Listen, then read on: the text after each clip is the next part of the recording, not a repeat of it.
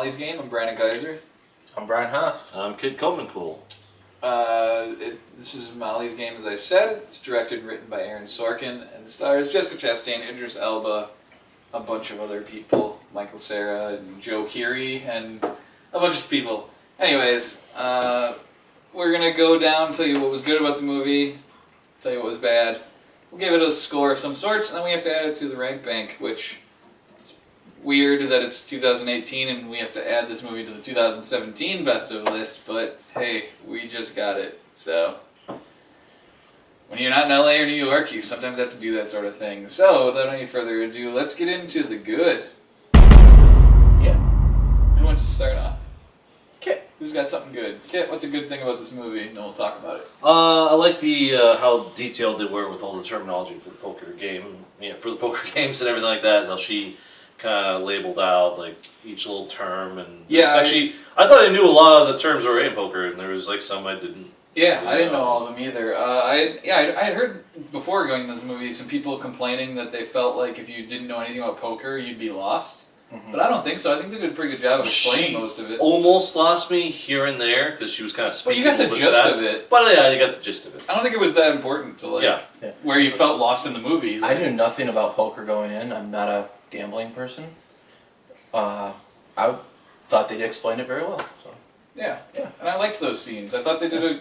I mean, a lot of people have said one of the faults of this movie is that as a first-time director, Aaron Sorkin doesn't have like flashy style of his own or anything. Like, it's kind of a very adequately directed movie. Mm-hmm. But I would disagree because of that. Because like some of the way he shows the poker sequences and with the like graphics up on the screen and stuff, I like that. I thought it was cool and I thought it was well done. And then it had a flash to it. And then the explanation I thought popped. And then when they used it later on, I remembered enough that I knew basically what they were talking about. Yeah. Did a good job explaining. Yeah. So. Okay, well, I'm going to name the thing that I anticipated liking the most of this movie and did probably like the most, and that's the writing. I love Aaron Sorkin's writing. I wish, as Jeff Kanata says, I wish everyone in the world just talked like in Aaron Sorkin dialogue. I feel like the world would be a much more entertaining and smart place for that matter, because everyone talks fast, intellectually, but you totally know what they're saying. They make excellent metaphors. They get their point across in a way that's very entertaining and pretty sweet. To me, it's like, I know dialogue in a movie or TV show when it's Aaron Sorkin or it's Quentin Tarantino, and anything after that, I could say could be a few people, it wouldn't be sure. Yeah. But those two guys, if they wrote something, I pretty much could tell, if I didn't know it, that they wrote those things. And this is another example of that. All the dialogue I thought was enjoyable and entertaining. I don't know if you guys agreed or not. Yeah. For the most part. Fair enough. Yeah, I don't know enough of Aaron Sorkin's other writing. Yeah. Because I don't know writers or directors or actors or anything. So I'm on this show. And, but yeah, this had a great flavor to it. You can tell it had its own something, and I enjoyed it. Clever writing. Yeah, he's a really good writer. Real good at them writing skills. And he's solid directing this also, so. Brian, what else you got? Mine kind of piggybacks off that, is cool. that I thought he wrote a good, smart character. Like, Molly was very smart, but it seems like whenever they put a smart person in a movie, I don't know what it is, there's always something off about them, or like, they give them a character flaw to like balance it out and it just seems shitty. But that's the thing, is Molly was still flawed, like she had problems, but they didn't just seem, I don't know, fake or whatever. Like, she seemed like a good, smart character, and it wasn't really got in her way.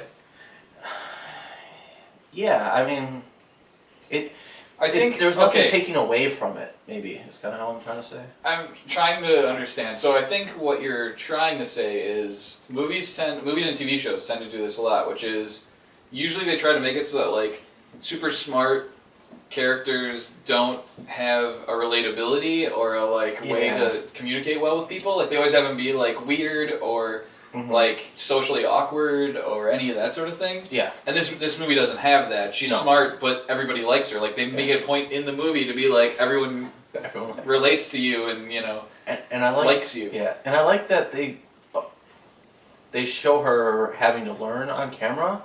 and it doesn't bog down. Like, the way he wrote and showed that, like, explained it without taking too much time and going into unnecessary things. I just really liked the way that was done in this. Well, I mean, yeah, a lot of the stuff in this movie was kind of, she didn't know what she was doing at first and learned Yeah. pretty much everything from, like, poker to how to run the games and everything like To that. astrology. To astrology, to other random tidbits that would make for interesting bits of dialogue later on in the movie, so. Important skill. You gotta know how to Google things. Yeah, Googling. It's 2018, people. Learn how to Google. You too can have poker rings if you if you Google stuff, I guess. All right. Anyways, got any more goods for us, Kit? I like the whole relationship with her father stuff that they touched Good up call. on every now and then. I like that whole little subplot there. That was really interesting, and just I really like the way they kind of. Well, I don't really want to spoil that, but I just like how The resolution? Yeah, you can say how the resolution. That's the how word. this movie. The resolution they had takes for care it of it. was pretty good. Yeah, and it was. I like Kevin Costner.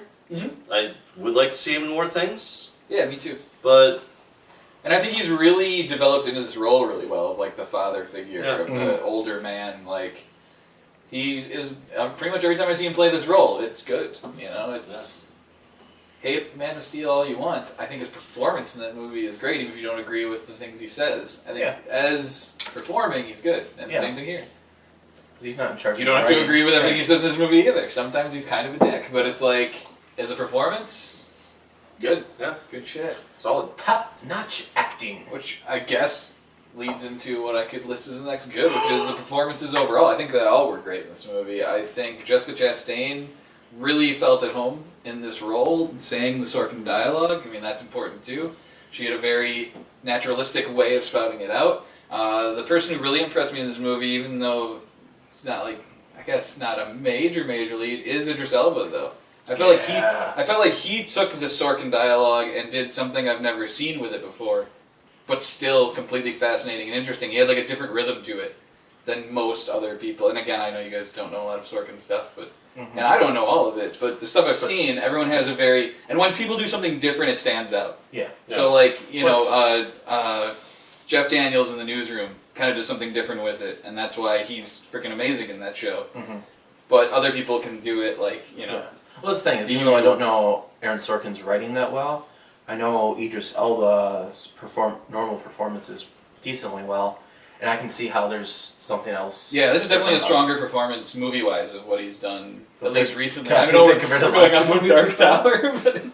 Or hey, what we'll was, cancel out the apocalypse, man. We'll cancel out the apocalypse. what was the airplane movie where they crashed? The Mountain- Oh, I didn't see Or that, the but mountain you or did. whatever? Yeah. Don't bother. But everyone is good in this, not just those two, I guess, leads. We mentioned Costner is good. Michael Cera has a good role, He's kind even of when Michael it's Cera. comedic and when it's Yeah. not. Yeah, I mean, he's kind of playing Michael Cera, but even when he's more serious, I guess. I mean, he's not a very serious character, but he's, he can pull, he pulled off the character well. Yeah, Michael Cera played Michael Cera pretty well. Pretty well. Did a good job. Except, he didn't throw tantrums and, freak the fuck out like I expect him to. I'm not sure if that's Yeah. really him or not. That, they have those videos. You seen that one for Knocked Up? I'm guessing that was a fake video. Probably. Yeah, I don't where Michael Cera is essentially an asshole in real life.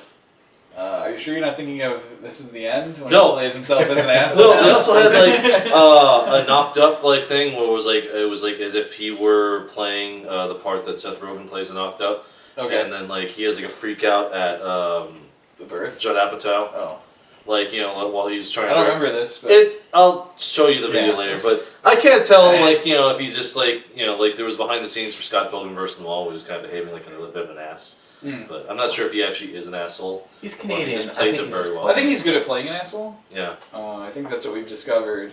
But also, Chris O'Dowd did a pretty good comedic performance as the guy who kind of was the undoing of the whole thing, I guess, in a ways. He basically was a drunk, but he did a good job. He was Irish. He was Irish, that's true. But yeah, I even liked Joe Keery or whatever. Steve Harrington himself from Stranger Things has a nice small role in this movie, and when he pops up, it's distracting. Yeah, it is like that. But We all looked at each other. yeah, because you're like, fucking Steve Harrington just popped up in this movie, but he did a good job. It wasn't a big part, but it's like, hey, He's a little one-dimensional character, but yeah, he had like 2 scenes. Trust He didn't have a lot fund, to do. trust fund, whatever. Yeah. touch Yeah. on baby. Yeah, did a good job. I guess he's good at playing a douche. We know this. I mean, so anyways, but yeah, all the performances are solid in this movie. Really good. Enjoyed them, etc.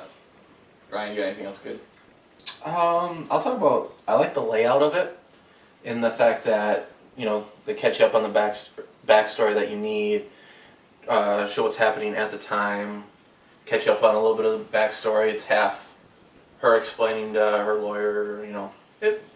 It'd be a little too plain if it was all just chronological, but And it was well divided. yes, Like there were good parts to cut back and forth between the more recent storyline mixed with the flashback storyline. yeah, It was they picked their spots, and at first like we'd switch and you'd kind of be like, but okay, Yeah. like it really, and it always informed the other thing too. So like they would mention something and then that would come into play in the flashback or vice versa, or they'd then bring up something from the flashback that was relevant to the case, all that kind of stuff. Yeah, I thought that was all really well done. And Sorkin likes to mess with time like that and stuff. So like Steve Jobs is like 3 separate periods, but trying to accomplish a lot in those 3 different time periods. okay, Yeah. So, and the Social Network is kind of like that too, where he's in the court case. yeah. And then you see the flashback of them creating Facebook and all that stuff. So it's like it is very a Sorkin-y thing to do, to have separate timelines running parallel to each other. I But dig it. yeah, but it works. So can't fault Speaks to them. my soul. Can't fault them for it. Get anything else?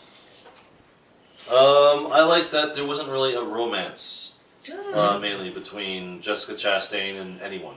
I like how she kind of kept her distance from all the guys. Pretty much, they all fell in love with her and all this shit, but she like rejected all their advances because she's like, I'm doing this for the business. Like I don't want to have to start a relationship with you guys, and then all of a sudden it comes into question when you're at the table that I'm like taking favoritism, letting you cheat, any shit like that. Mhm. I like that she really chose her career and her hobby or her job pretty much over all that shit, like her integrity. Yeah, She chose her integrity above everything else. And I Yeah. really appreciated that. If this was in other words, if this was like a studio movie or a bigger, like broader sort of shot at movie, they would have we need some sort of love story in here, some sort of love interest for her. We can't just have her. Basically, it's the thing of, unfortunately, she's just a strong, independent woman.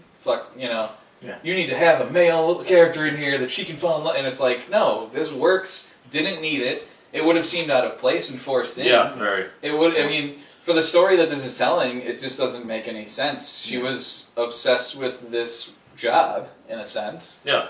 And she could never even go after anything with their clients because that would have messed with the business. So it's like I really like it all made sense. I really like that they never touched it with her clients.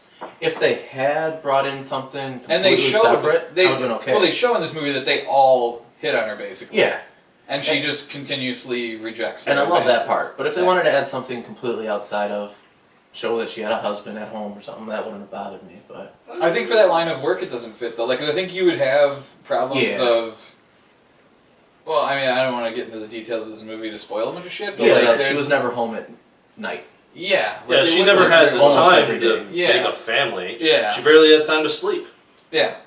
So it would have complicated a lot of things. And I mean, this is a true story too. So I'm really glad they didn't They shoot stuck it. to the truth. you don't want to venture off Shut of up. you don't want to venture off of the truth to For no force point, in yeah. a relationship thing in this movie. Yeah, Like you yeah. want to keep it as it was told for the most part. Yeah. So, all right, was that it? Anyone else got any more positives? I don't have anything in particular. I just kind of wrote what we've been talking about for most of this, which is the story itself is a good story. I never read the book, so I don't know. It probably is a good book, I'm guessing, because I enjoyed the how the ways the story went, the twists and turns, and the fact that they all really happened, and the fact that it wasn't there wasn't a ton of downtime in this movie. Like I didn't look at it and be like, oh man, it got really slow in this part. I never felt any of that stuff. I felt like it was all interesting. It was all they kept well told. They didn't overextend anywhere. We didn't have to throw in like 50 different characters to have stuff to do at certain points. We mainly focused on her and what was going on with her, and I thought it was really good. So, one last positive. I really liked her chesticles. I'm sorry. We say a bunch of like really progressive, like forward thinking stuff, and then of course, hey, you know what? They didn't shy away from. They didn't hide them. Yeah. I wouldn't have said anything. They were there. I enjoyed them. It was not what brought me to the movie, but I enjoyed it. And you enjoyed the view. I enjoyed the view. Yeah. It's what. That's a good place to end. It's easy to complain, but you can't. I mean, look. No. What's there is there. And I, just got a thing for redheads. As said in the movie. She dresses like the Cinemax version of herself. So I enjoyed Cinemax a lot when I was 14 years old, and it was that certain time during the night. All right, so let's get to what's bad about this movie. All right, the bad. Who's bad? I don't think we're gonna have much here. Yeah, I got and I'm not much. Yeah, not gonna have specifics. But yeah. I mean, let's bring up a couple things that maybe are flaws. Brian, do you have anything? Come back to me. Okay.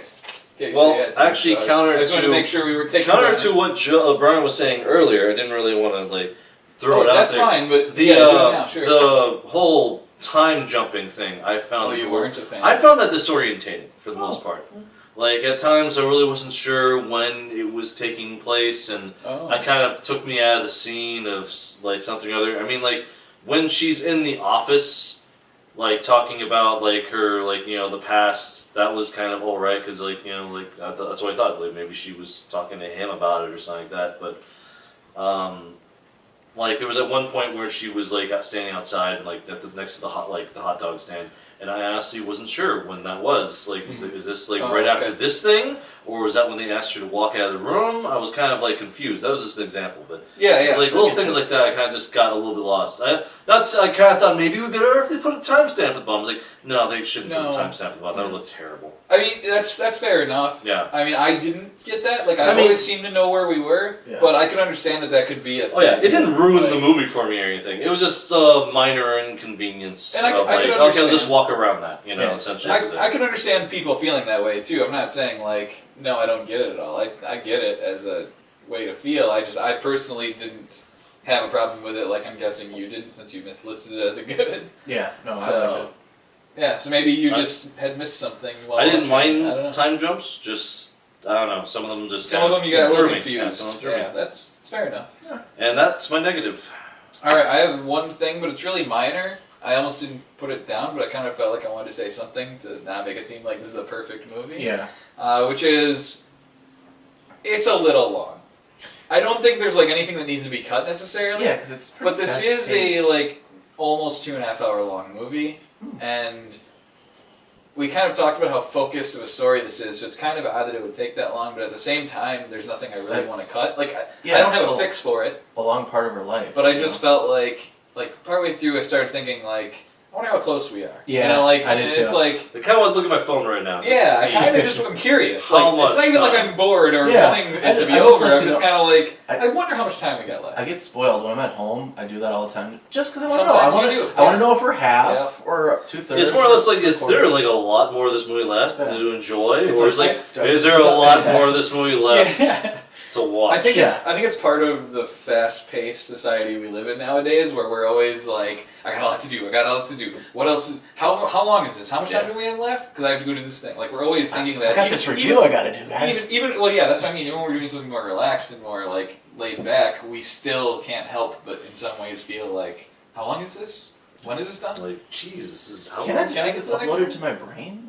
Yeah. After the movie, I'll do this. That's going to be closed. But that was would you seriously? Yeah. You want instant gratification. I mean, this is why young people don't go to the movies as much as used to, I guess. I don't know. Anyways, That it's easier to bone on Netflix than it is a movie. I'm assuming. and Netflix is right there, and so Amazon Prime and all these things. Like there's Shit, I just tons wanted of- to see right. I mean, I wasn't looking for fine. All right. Anyways. Anyway. So yeah, just minor. Just wanted to mention it as something that kind of was like, I really liked this movie, but I would have liked it a little more had it been slightly shorter. So, anything? Did you come up with anything in particular? Do we kind I of? do want to retouch on. I know I said it off camera, but I still don't understand why she had to lend credit. I don't know that much about poker, and I know nothing about running an illegal poker gambling den. Maybe that's just how it's done. Well, I think here's my theory as 'Cause otherwise it to would why ruin the you flow. would do it. Well, not only that, but the goal of these games is to get the most money involved in them, even if it's not for you. Because for a lot of this movie, she's not taking anything on what was it, the rake is what they called it or whatever. She She's just not gets a doing that tip, for most of the movie. She's just getting tipped for the game, right? Which is Legally it's a distinguishable. legal loophole workaround thing. But at the same time, they kind of explain where you want as much money in the game as possible, because one, it brings clout to the game, it makes it more exciting for everyone involved, and all those sort of things, and it also she's searching for gambling addicts. She's not searching for good poker players, and so they're continually going to want money, right? They're not going to know how much money they're going to need when they go there, so they're not going to bring all that. So you would kind of need to just to make the maximum amount of money. It does cause problems in terms of making sure you get paid that money. Yeah, and I totally do understand that. But that's also part of this movie. And I totally get why it's a problem, and it sets up the whole end of the movie. You're just saying why she have to. Yeah, they should have made it more explicit in the story of maybe she wouldn't have it at the beginning, which she did. I guess they could have quick explained. Yeah, there should have been this is something they expect to be at the. Well, they place should have been explicit in the movie with a reason why. Yeah, maybe they didn't do as good of a job as they could have explaining why maybe she started changing up the rules. Yeah, and maybe if you're a poker person, you just get that. Yeah, but that could be, as a non, could be. I don't know. Yeah. No, that's and again nitpick level. Yeah, minor. nothing major. Yeah, just nitpick level. Something you had to. Because I totally off your chest a bit. I totally get the addiction problem she had because they explained that it was and that was the main focus as instead of what you're talking about. Maybe they focused too much on the addict side of it than they did on the logically why. Yeah. So I can see that. Yeah. I mean, she picked mainly men who, for the most part, seemed could just pay off. Yeah, they had the means. Their stuff. Yeah. Yeah. And then they do mention the fact that she wasn't willing to go get it like an enforcer and go collect on them. And I get that. That was explained, but yeah, because that wasn't in her character. Yeah. Yeah. All right. Anyways, I guess should we give this one a rating out of 5? Sure. All right. So I'll give it a number out of 5 rating that we're gonna give this one. So let's start down the line, I guess. Brian, what do you got for us? How many out of 5? A solid 4 out of 5. A solid 4 out of 5. Yeah, it's pretty solid. Okay, fair enough. Kit, what you got for us? 4 out of 5. 4 out of 5. This is a trend. I feel like. Will it continue? Will it continue? Brandon, tell us. It will not. I'm going 4.5. I'm not. I guess I would be surprised that I slightly like this movie more than you guys, but we all really liked it. So, Molly's Game, great movie overall. I guess we all kind of really liked it. And it's hard to find seats in theaters around here. We've noticed. It's not the most. And this one wasn't. This one wasn't that bad. This wasn't still full, but it was still really solid. So go out and see it. Give them your monies. Yeah, and if it's playing around here, that means it's probably playing wherever you are. So, it's a problem for us. So, I guess any further ado, that we have one thing left to do, which is add this thing to last year's Rank Bank, the best movies. Was it the last year? 2017. Yeah. Yep. Oh. All right. So, anyways, let's see what we chose for our positioning on this list. Where we think for now it should go. I mean, this will completely change in another week or so. So, I guess what online again, Brian? Where you want it? 11. 11. Interesting. Whoa. Interesting. Kit, what do you got? I want to put it at 9. 9. Little higher. Yeah, a little higher. Pretty good. Pretty good. Some solid 4s. And so far, kind of in line with the rating. Yeah. Which means it shouldn't be as much of a surprise. When I go 7-20. No, I'm just kidding, 8. Oh. 8. So, we're sitting in that area. Most definitely, guys. So it's going to land up at 10 or 9? Alright, anyways. Alright, so there you go. Molly's game coming in at 9 on our list. Pretty late high entry.